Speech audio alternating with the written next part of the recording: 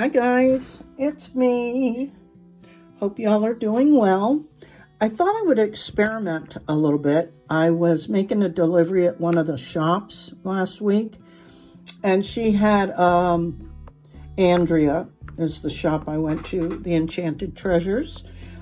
She had a little bowl of different coins from around the world, and I thought they were interesting. There's pesos and there's shillings in here, and this is from Palestine. And so I bought a few. I think they were selling for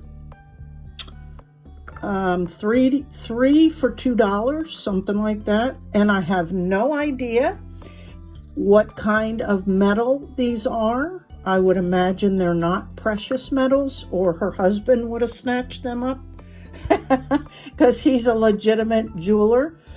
So this one almost looks like it's mostly copper. Now I picked out two that I liked only because they had really cute floral designs on them. And I cleaned them up real well with my Dremel and just one of the sanding wheels. This is like a 600 grit, but you can experiment with that. Just to, have them clean. And I thought I'd see if I can just do, without using the copper foil tape, if I can just do a bead of soft solder around it and then attach a jump ring and make them into a cute pendant. But I have no idea. So let's see if this works. We'll go with the bigger one.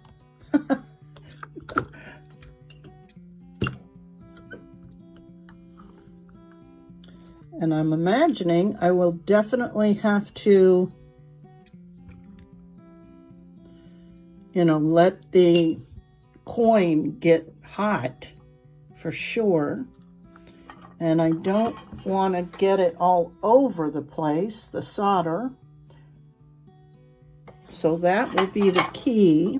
I mean, of course, I can always put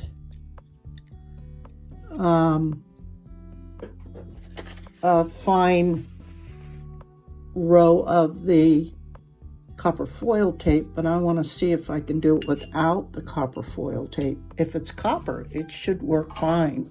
So I've got my setting normally at about 360 Celsius on my Hacko. And let's see.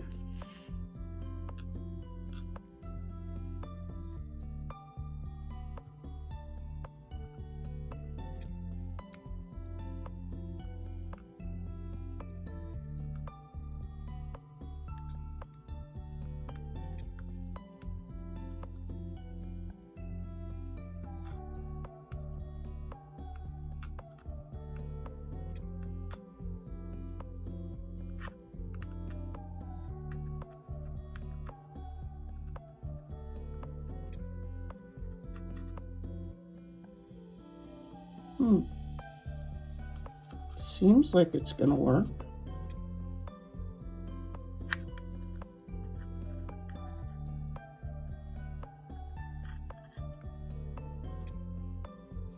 I think I will see if I can just attach a jump ring now before I go all the way around.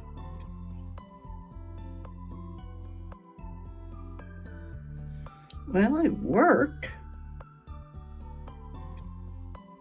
I even put little bitty dots on the, sides. And the bails on there. Huh. Well, what do you know? Okay, well, I'm going to do this other one, which looks like brass. So I think that might be cute. Let me go wash this up and see what it looks like. Look how cute.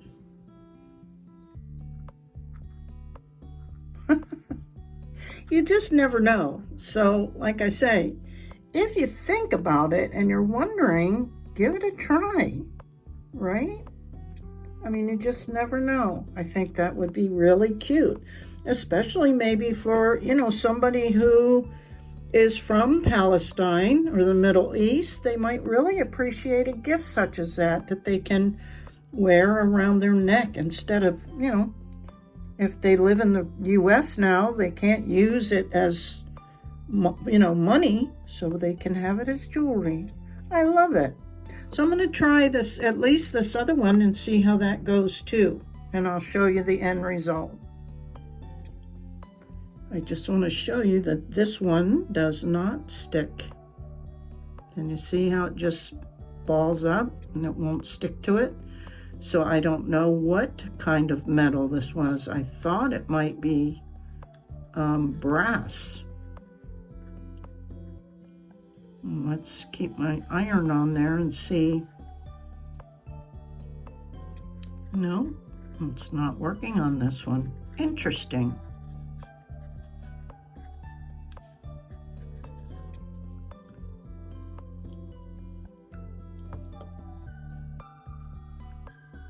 No?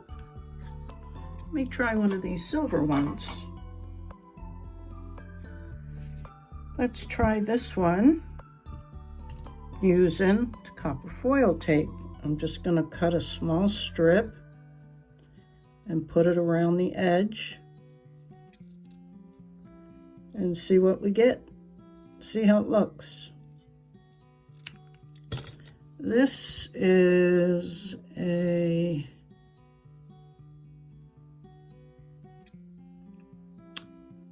let's see, Mexicanos.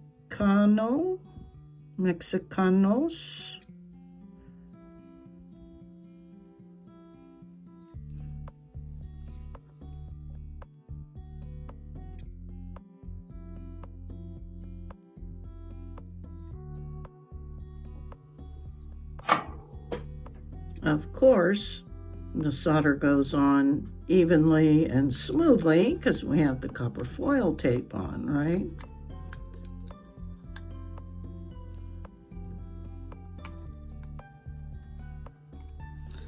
And I'm just going to get a jump ring and attach it to the top, or where I think is the top, and that's that.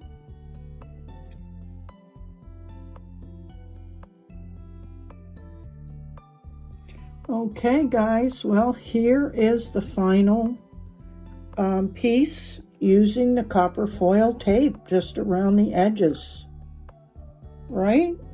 I think it turned out super cute. My go-to phrase, I love it. It looks like an old relic from a shipwreck or something. And here's the one from Palestine, which has got a copper finish on it. And it did not require copper foil tape. So you just have to play with them, you know, and clean them up real well. Then for a final protective coating, you can either use Renaissance wax, which is what the museums, the big museums around the world use. And that'll help keep things from tarnishing. Or you can get this Protect-A-Clear, which is an Ever-Bright product, which is, I guess, manufactured in California. It's very expensive. I think this itty-bitty little bottle was like $30 or something. It's 1 fluid ounce.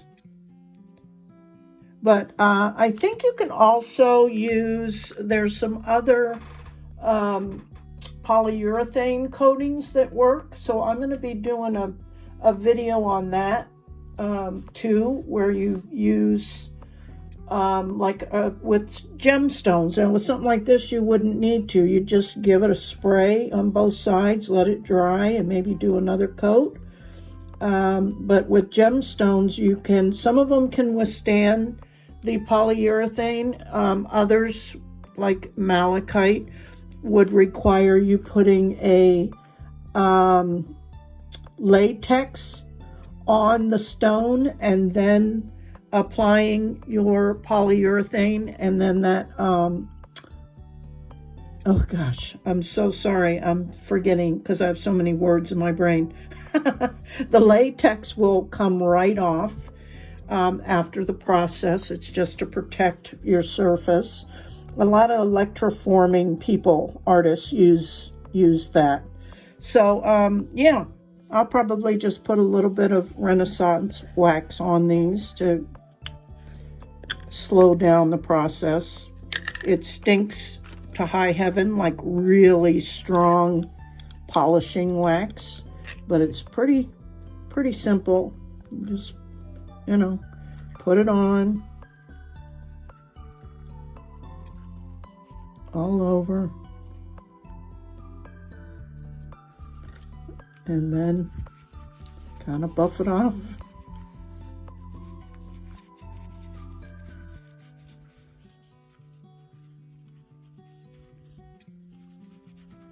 It's that simple, guys.